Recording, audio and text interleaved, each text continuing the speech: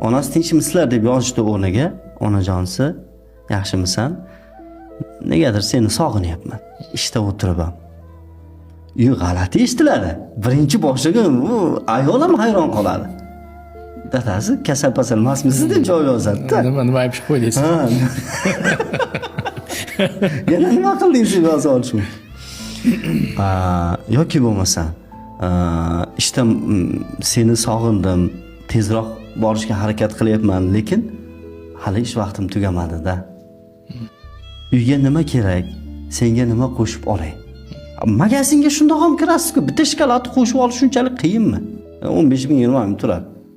Misol shunda, mana bu bozorlik oyisi bu senga. Misol uchun.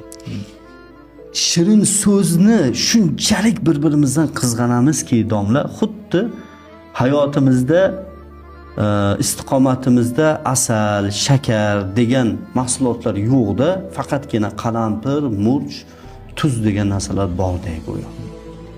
Shirin so'zsiz oila, Hasan Shamsiy Podsho aytibdi. Shirin so'zsiz oila qanaqa oila desa, taomiga ortiqcha tuz solgan va doim sho'r ovqat tanovul qiladigan insonlar, oilalar. Yoki ovqat yeb bo'ldingiz-a, onajonisi baraka top, qo'llaring dard ko'rmasin. Rosa men yaxshi ko'radigan taomni ma'lomiga yetkazib shirin tayyorlabsan.